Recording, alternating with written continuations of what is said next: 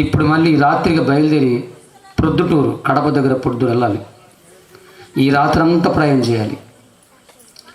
అటు నుంచి అక్కడ దగ్గరది, కానీ ఇటు వచ్చి అటు వెళ్ళాల్సి వస్తుంది. కనుక మరి పరిస్థితిని బట్టి అలా ఉంది. అయినా పర్లేదు, దేవుడే నాకు ద్వారం తెలుస్తాడు.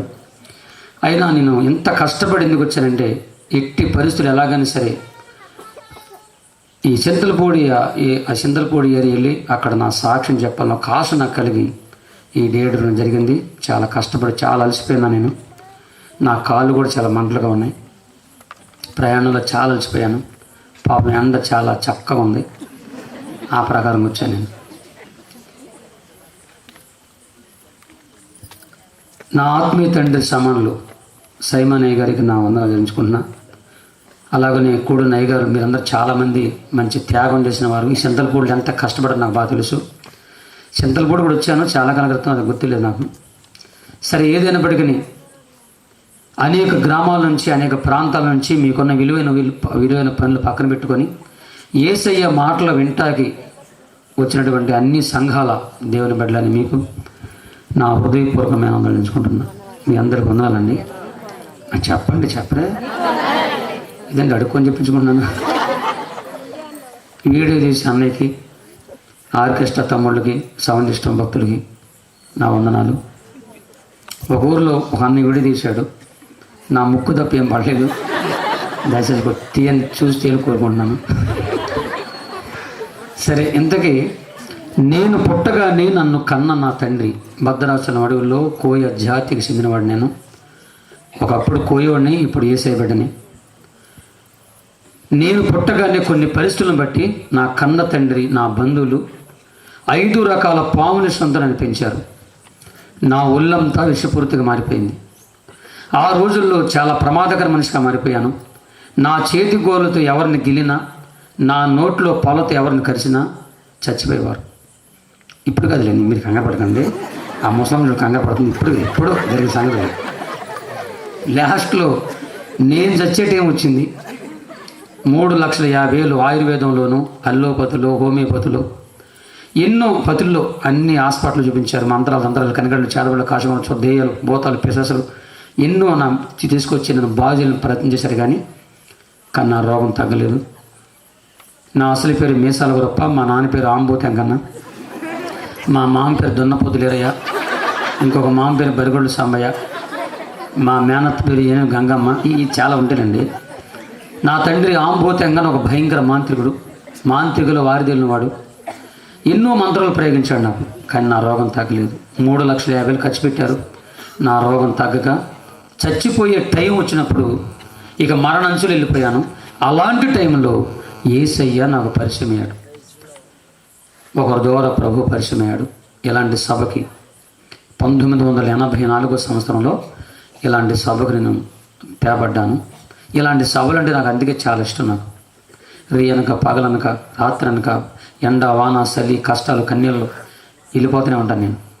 ఇలాంటి సభల ద్వారానే ఆత్మలు రక్షించబడాలన్నా, స్వస్థలు జరగాలన్నా, అద్భుతాలు జరగాలన్నా, మనుషులు మార్పు చెందాలన్నా ఇలాంటి సభల ద్వారానే ప్రభు జరిగిస్తాడు. నేను అప్పుడు మీలో ఎక్కడ కూర్చొని యేసయ్య మాటలు వింటూ ప్రభువుకు ఒక మాట అడిగాను. నాకు ప్రార్థన కూడా రాదు, కానీ ఒక్క మాట అడిగా, తండ్రి నీ యొద్దకు వచ్చాను, నేను చచ్చిపోతున్నాను, నా రోగమే నన్ను చంపేస్తుంది, సత్య నన్ను బతికించు నాయన, సత్యేదాకా నీ సేవ చేసుకుంటానని యేసయ్యకి మొక్కుబడి చేసుకున్నాను. యేసయ్య నా మీద కనికరపడ్డాడు. ఆయన చేయి కనిపించింది నాకు. ఆ రోజుల్లో నా కళ్ళు మూసుకోవడం కూడా తెలియదు. ప్రార్థన చేద్దామంటే మీరు కళ్ళు మూసుకుంటున్నారు, నాకు అది తెలియదు, నాకు ఎవరు చెప్పలేదు. నేను అలా కళ్ళు తెరిచే ఉన్నాను.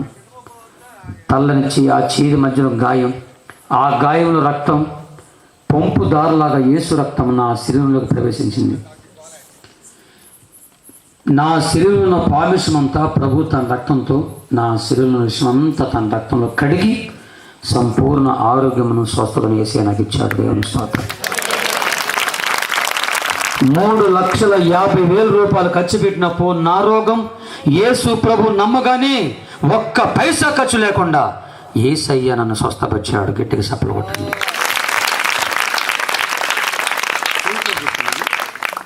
హల్లెలూయా. స్తుతి మహిమ. అది కొట్టన్నా అందరు గట్టిగా సపోర్ట్ కొట్టండి. నాకు కొడుతున్నాడు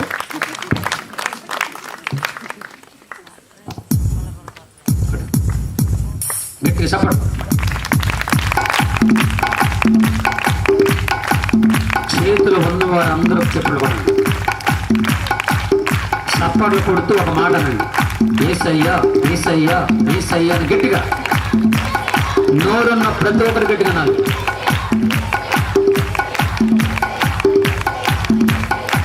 గట్టిగా సప్పర్లు కొడుతుండు కానీ యేసు నామములో ప్రతి విధమైన రోగులు బాగుపడును గాక,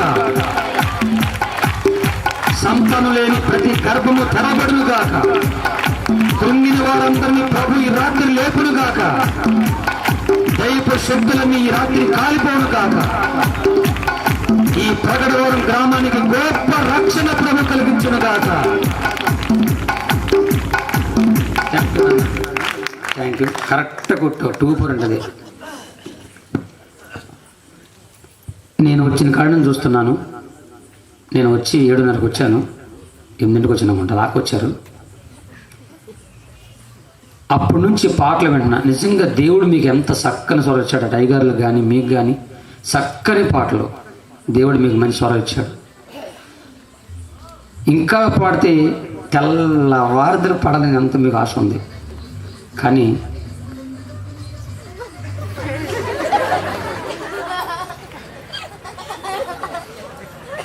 నాకు కూడా పాడాలి ఉంది. కానీ నేను ఒకప్పుడు పాటలు పాడితే గాడిదలే పారిపోయి.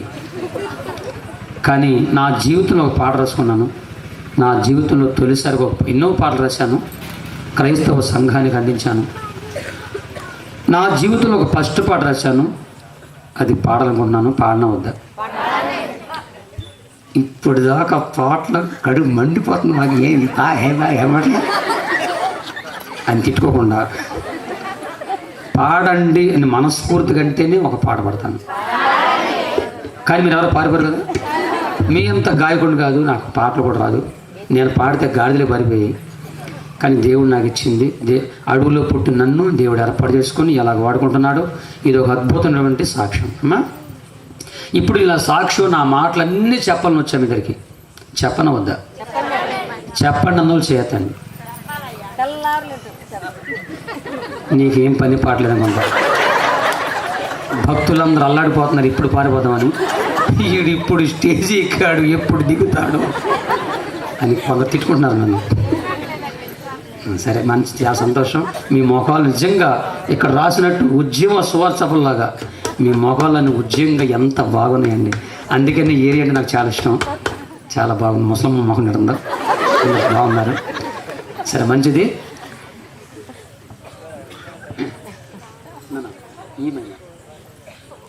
ఏమైనా సాగి పెట్టు, కాటు పెట్టు. సావైనా బ్రతుకైనా నీ కొరకే దేవా,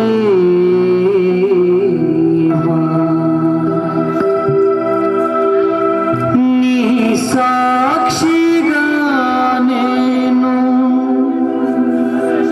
జీవింతునయ్యా.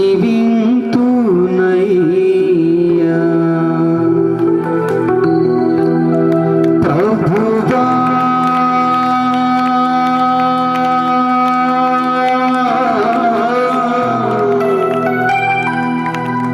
కాచితివి ఇంత కాలం, కాచితివి ఇంత కాలం.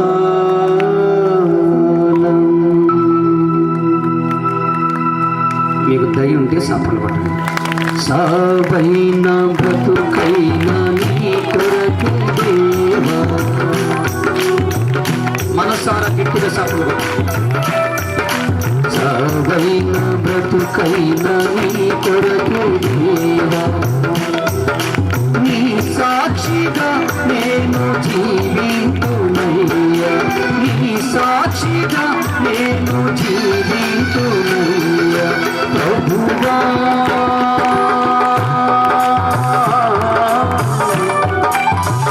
కాచి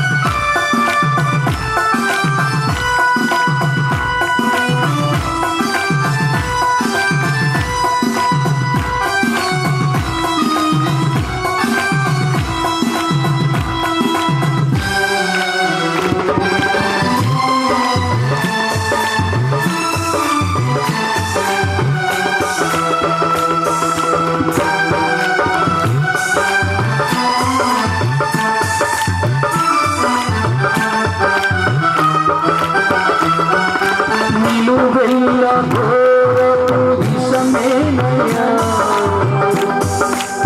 మనిషిగా పుట్టిన సర్పమయ్యా.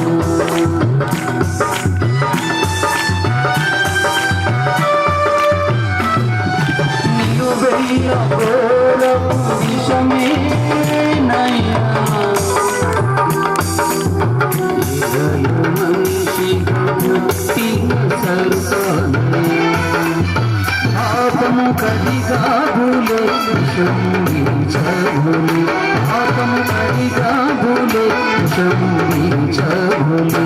నన్ను మనిషి ఇలా నీవు నిలుపబులే, క్రీస్తు దాసుగా పేరు పెట్టి పిలిచబులే. ప్రభుగా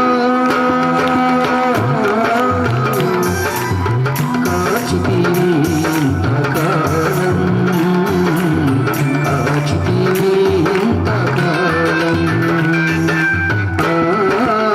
కాచితిని ఇంతకాలం, కాచితిని ఇంతకాలం. సాగైన బ్రతుకైన నీ కొరకు దేవా. రెండు చేతుల పైకెత్తి గట్టిగా చెప్పండి. సాగైన బ్రతుకైన నీ కొరకు దేవా, నీ సాక్షిగా నేను జీవింతునయ్యా, నీ సాక్షిగా నేను జీవింతునయ్యా. ప్రభువా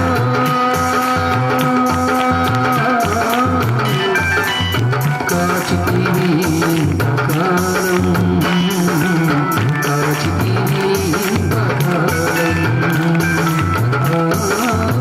కాచితిని ఇంతకాలం, యేసయ్యా కాచితిని ఇంతకాలం.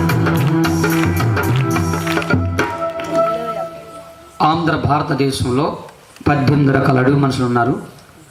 18 రకాల అడవి మనుషులకి 18 రకాల భాషలు ఉన్నాయి. నాకు 10 రకాల భాషలు, అడవి భాషలు, దేబాల భాషలు, నాకు కొన్ని భాషలు వచ్చు. భాషల్లో ఎలాగ ఇప్పటికీ ఆ అడవిలో అదే భాషల్లో మా వాళ్ళకి వాక్యం చెప్తూ పాటలు పాడుతుంటాం. అసలు ఆ భాషలు ఎలా ఉంటాయి అనేది పాటల ద్వారా ఒక పాట పాడి మీకు వినిపిస్తాను. మర్యాదగా నాతో ఒకసారి అందరు చెప్పండి. నెట్ల దేగము అనండి. నత్తలు కాదు, నెట్ల నెట్ అన్న. మీరు కొద్దిగా పక్కనుంటే బాగుండదా?